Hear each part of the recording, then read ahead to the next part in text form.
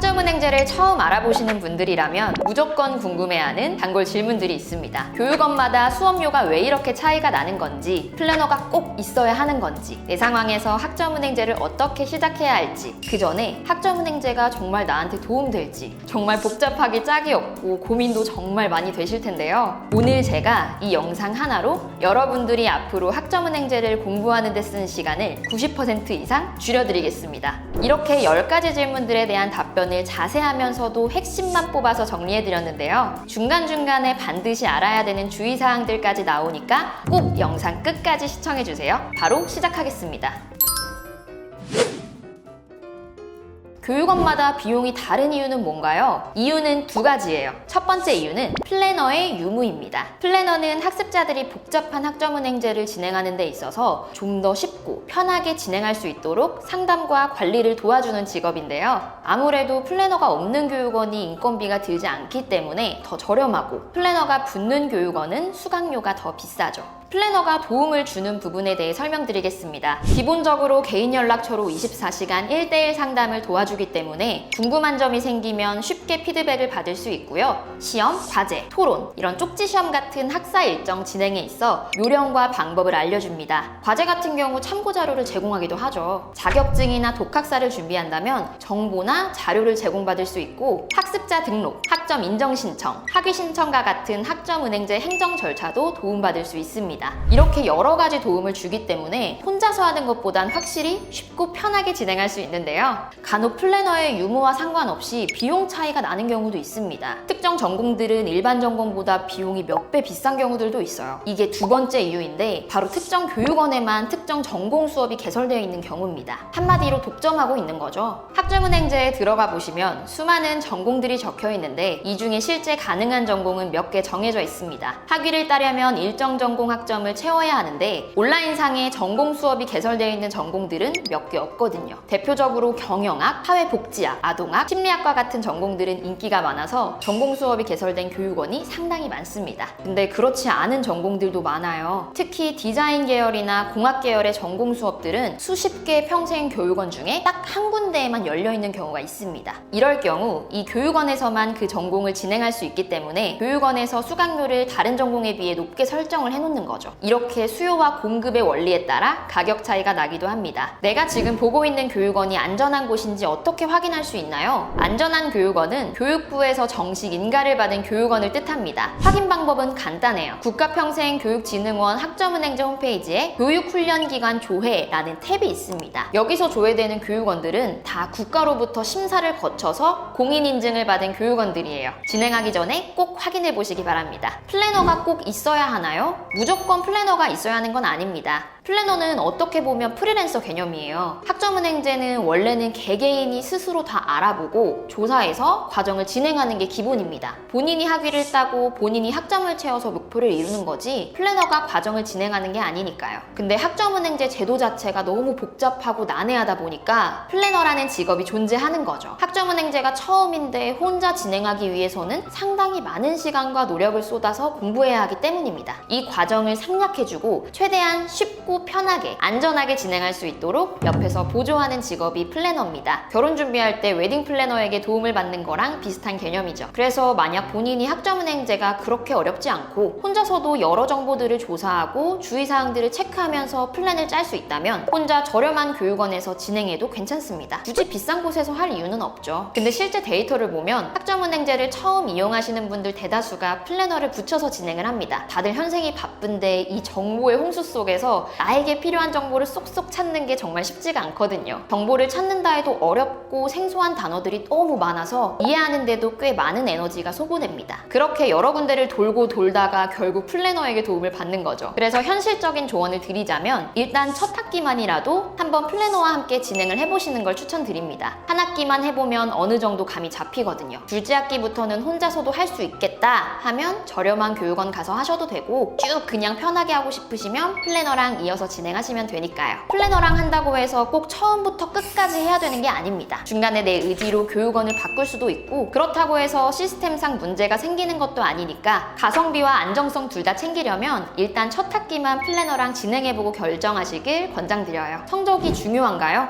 진행하는 과정이 뭔지에 따라 다릅니다. 단순히 사회복지사, 보육교사, 한국어 교원 같은 자격증을 취득하거나 산업기사, 기사시험, 응시 자격을 갖춘다거나 그냥 학력 개선 자체가 목적일 경우에는 성적이 별로 중요하진 않죠. 이수 자체가 목적이니까요. 근데 학점은행제로 대학교나 대학원 편입, 진학이 목적일 경우엔 성적이 중요합니다. 물론 학교별, 학과별 평가 방식에 따라 성적의 중요도가 다른데 4점대 이상의 높은 성적을 요구하는 경우가 상당히 많아요. 어떤 학과들은 만점에 수렴하는 성적을 받아야 합니다. 이럴 경우 특히나 교육원 선택이 중요하죠. 그리고 특이 케이스로 평생교육사 2급처럼 어느 정도 이상의 성적을 받아야 취득 가능한 자격증들도 있어요. 이렇게 케이스별로 성적 중요도가 달라지니까 본인의 상황을 잘 파악하는 게 중요합니다. 어떻게 하면 최대한 저렴하게 할 수 있을까요? 간단합니다. 학점은행제 비용은 90% 이상이 수업료에서 나오죠. 그래서 수업을 최대한 줄이고 자격증이나 독학사, 전적대 학점으로 최대한 채우면 됩니다. 물론 공부해야 될 것들과 시간 투자할 부분들이 훨씬 늘어나긴 해요. 그래서 공부에 자신이 있고 하루에 시간 투자를 많이 할 수 있는 환경이라면 학점을 높게 쳐주는 자격증을 취득하고 독학사 양을 늘려서 진행하시는 것도 방법입니다. 근데 이런 분들이 그렇게 많진 않죠. 그래서 저는 플랜을 최대한 현실적으로 짜드리는 편입니다. 개개인의 공부 베이스와 하루에 투자할 수 있는 공부 시간, 그리고 본인의 선호도에 맞춰서 수업 수를 최대한 줄이면서도 병행 가능할 정도의 자격증과 독학사를 안내드리고 있어요. 본인 상황에서는 최저가로 진행하는 플랜이 궁금하신 분들은 고정 댓글에 있는 링크로 문의 주시면 플랜 짜드리겠습니다. 대학교에도 학점은행제 교육원이 있던데 온라인이랑 어떤 차이가 있을까요? 큰 차이 없습니다. 학점은행제 수업을 오프라인으로 다니느냐, 온라인으로 듣느냐의 차이입니다. 온라인 수업으로 학위를 취득하면 교육부 장관 명의로 학위가 나오는데 오프라인으로 수강해서 학위를 취득하면 내가 다녔던 대학 부설 평생교육원 이름으로 학위를 딸 수도 있어요. 근데 대학교 이름이 앞에 붙는다고 해서 메리트가 생기는 건 전혀 없습니다. 결국 본질은 학점은행제 졸업장을 딴 거니까요. 학벌면에서 차이가 1도 없어요. 그래서 정말 특수한 목적이 있지 않는 이상 오프라인으로 다니는 건 정말 추천드리지 않습니다. 일단 비용 차이가 어마어마합니다. 오프라인과 온라인은 학기당 비용이 거의 5배, 6배 차이가 나요. 오프라인은 거의 대학교 등록금과 비슷한데 대학교는 국가 장학금이라도 나오지 학점은행제는 국가 장학금이 따로 없어서 사실상 더 비싸다고 볼 수 있어요. 그리고 진짜 대학교 다니는 것처럼 오프라인으로 왔다 갔다 해야 되는데 여기에 쓰이는 시간도 너무 아깝죠. 집에서 편하게 온라인으로 시험 보고 강의 틀어놓고 할 수 있는데 굳이 먼 거리를 왔다 갔다 할 필요가 없습니다. 특히나 편입 준비하는 학생들이 비싼 돈 내고 오프라인으로 다니면서 공부하는 경우를 꽤 많이 보는데요. 오프라인 교육원에서 학위 따면 온라인 학위로 지원하는 것보다 편입 성공률이 더 높아질 거란 착각을 하곤 합니다. 근데 그런 거 전혀 없으니까 온라인으로 집에서 진행하면서 조금이라도 공부 시간 확보하고 돈 아끼시길 바랍니다. 여러 교육원을 왔다 갔다 하면서 진행해도 문제가 없나요? 네, 문제 없습니다. 어떤 교육원에서 수강하시던 결국 학점은행제에서 학점이 생기는 건 똑같아요. 평생교육원은 그냥 수업을 들어서 학점은행제에서 학점을 쌓는 기관이라고 보시면 됩니다. 이런 평생교육원들이 몇십 개 있을 뿐이에요. 교육부의 정식 인가를 받았는지만 잘 확인하시면 되고요. 다만 한 교육원에서 채울 수 있는 학점 제한이 있습니다. 전문학사 과정에선 최대 60학점, 학사 과정에선 최대 105학점까지만 인정받을 수 있어요. 그래서 학점은행제를 여러 학기 진행하실 계획이라면 지금 내가 수강 중인 이 교육원에서 앞으로 몇 학점을 더 딸 수 있는지를 반드시 체크하시기 바랍니다. 학점은행제 학위로 취업할 수 있나요? 이건 내가 취업을 희망하는 분야나 회사에 따라 다르겠지만 일반적으로 중견기업 이상급 회사는 현실적으로 어렵습니다. 학점은행제는 학력은 확실하게 인정을 받지만 학벌은 인정받지 못하거든요. 누구나 쉽게 딸 수 있는 학위라 가치가 좀 낮습니다. 아무래도 일반 대학교 졸업장만큼 인정을 못 받는 건 당연하죠. 내가 이 분야에 대해서 강력한 스펙을 가지고 있거나 실무 경력을 충분하게 가지고 있지 않는 이상은 학점은행제 학위만으로 취업하긴 어렵습니다. 다만 학력은 확실하게 인정받을 수 있기 때문에 회사 내에서 진급이나 연봉 협상에 있어서 학력 조건을 갖출 수는 있습니다. 국가에서 만든 정식 학위 취득 제도라서 국가적 차원에서 학력을 보장해주기 때문입니다. 그래서 학점은행제 학위로 대학교 편입이나 대학원 진학하는 데 있어 불이익을 받지 않을 수 있는 거죠. 대학교와 학점은행제 동시에 병행할 수 있나요?